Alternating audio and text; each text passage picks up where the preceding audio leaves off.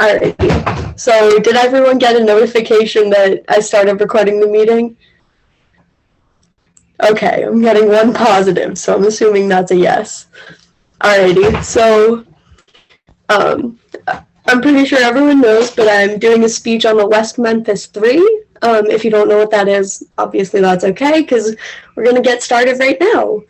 So back in 1993, in a small town in Arkansas, something really terrible happened. Around 8 p.m. on May 5th, 1993, John Mark Byers, the father of 8-year-old Christopher Byers, had to call the local police department and report his son missing. He had gone biking with two of his friends, whose names were Stevie Branch and Michael Moore, after school that day. None of them had been seen since. Within an hour and a half of the initial call, the parents of both Stevie Branch and Michael Moore also called the police department to report their children missing.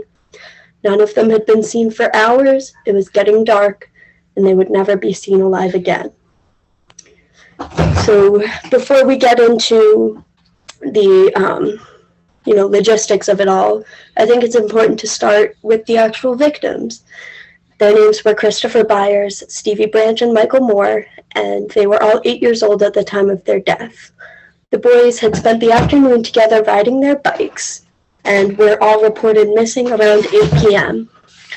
A search was conducted that night, but nothing was found since it was too dark and it was too difficult to see anything or get in touch with any possible witnesses. The next day, more was able to be conducted, and the boys were actually found murdered. They were found in an area of the woods nearby a creek where children like to play, but obviously parents weren't a big fan of this area. They were found mutilated and tied up in a creek. That is the worst of it. I'm not going to get into, the details of the crime. I think that's a bit too far. So immediately, the police had their eyes on a young man named Damien Eccles. At the time, he was 18 years old, and he was described as what a lot of people nowadays would be called goth. He wore long black hair, he liked black clothing, he was a self-proclaimed Wiccan, which is a modern form of paganism, but is also it also has ties with witchcraft and whatnot. Unfortunately, he did struggle with a lot of mental illnesses like depression, and he was questioned by the police because they believed that the crime was motivated by a satanic aspect, like a ritual or some form of that. So in order to implicate Eccles, this is all alleged. The police started questioning Jesse Miskelly, who was 16. He was an acquaintance of Mr. Eccles, and I believe that the police knew what they were doing when they were questioning Miskelly. He had a below-average IQ, and he was actually determined to be mentally challenged, which did make him more susceptible to confess falsely.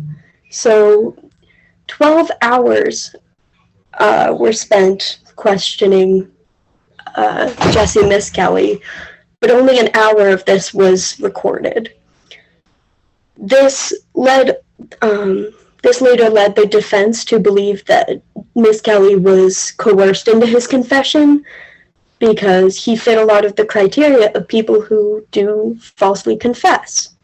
So initially, two separate trials were held, one for Jesse Miskelly alone and one for a combined trial of Jason Baldwin, who was the best friend and also implicated in the crime with Damien Eccles.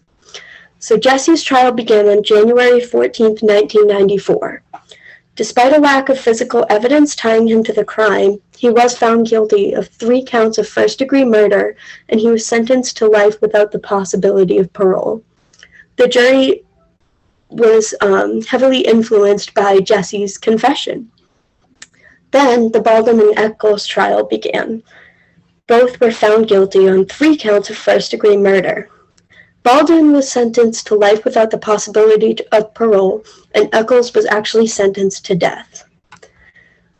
So the prosecution was not happy with these or I'm so sorry, the defense was obviously not happy with these outcomes, so appeals were filed for all of the individuals. Unfortunately, they did get all the way to the Arkansas Supreme Court, and they were upheld. However, over time, media and films portrayed a story that caused the public to be very curious of police corruption and whether or not the boys were innocent. So a big thing was that there was no DNA evidence linking any of the boys to the scene of the crime. In fact, DNA excluding the boys has only ever been found and was, a hair that matched the stepfather of Stevie Branch. His name is Terry Hobbs. A hair was found in one of the ropes tied to one of the boys. That it had like a 1%, it fell under a category that matched 1% of the population, and Terry Hobbs was in that percentage. And also DNA matching a good friend of, Terry Hobbs was also found. So, in 2011, the three men entered an Alford plea, which means that they knew that there was a significant amount of evidence against them, but they maintained their innocence. So they pled guilty while maintaining their innocence. This plea allowed them to walk free for the first time in 18 years.